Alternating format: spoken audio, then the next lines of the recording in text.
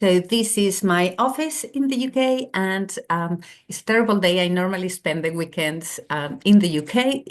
During the week, I tend to be in Spain, and forgive me for the format. This is not very polished, but I thought that we need to go back to having very public exchanges of views on what is happening in terms of women, girls, this push towards masculinity, etc., because I can feel that lots of people are feeling very disorientated. I set up, as many of you know, Inspiring Girls. What was that? Nine years ago. God, I'm going back to the Spanish. 9 years ago, and a little bit more if you take into account all that we did in the UK with Inspiring Women. And we are present in the discussions in 40 countries. So we really can take the temperature of what is going on with those debates. And you can definitely see in the last few weeks, people feeling a bit uneasy in that area. Is not only companies in the tech area, is many traditional companies, including some of the companies that have been at the avant-garde of work in this space. So I thought that we would have a few discussions, like roughly once per week or so, and I can take it in the format that you wish. We can do it either on YouTube and Instagram, or we can do live discussions, or we can do it per country. Just send me some suggestions, and I will look into all that and keep adapting to it. But the very first discussion I wanted to have with you is about values, masculine values. I lived for 5 years recently in the US, in California. And you could see there already the beginning of all this discussion in 2020, 2021. I think that a very pivotal moment was when Senator Josh Hawley dedicated, I think that was in 2021, when he dedicated his whole speech at the Republican conference to the revival of masculinity, arguing whether we should educate boys, not girls, boys, into the values of honesty, courage, nobility, like if those are only masculine values. And to me, when I listened to that first, I was really taken aback. It's like, how dare he claim that those are only masculine values? But since then, it has gone in crescendo, really.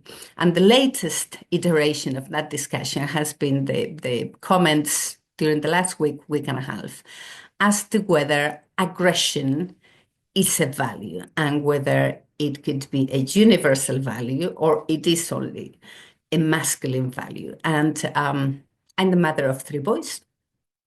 And I have never educated them in the value of aggression. I actually don't consider aggression to be a value, because to me, aggression has a connotation of intimidation and a little bit also stepping into the use of possible violence. And that to me means that that is not a value at all. The only place where I see a value to aggression is in the context of self-defense and self-protection.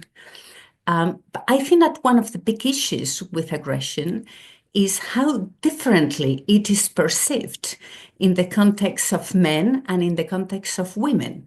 In the context of men, aggression could have a positive connotation. In the context of women, it is seen very negatively. You know, a woman who is accused of being aggressive, it is a very negative thing to put to her. And that is why I think that one has to be very careful when claiming that aggression could be a value. I'm going to tell you a little anecdote that happened to me with aggression. I work for many years in different big law firms, and in one of them, in every law firm, there is always like 1 or 2 big male, it tends to be male, alpha male partners, the ones who earn the most, and they consider that they have access to everything, really. And in one of those firms, the alpha male decided just like that to take one of my clients and to put that client to his account.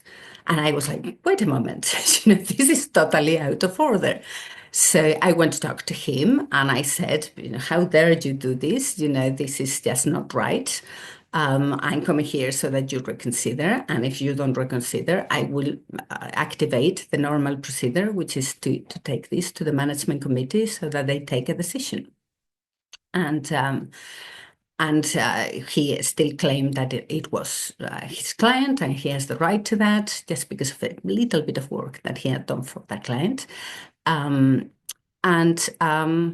Yeah, I took it to the management committee, and the management committee decided rightly that that was indeed my client. So they told me, and when they told me, they also indicated that that alpha male partner had claimed that I had been aggressive to him.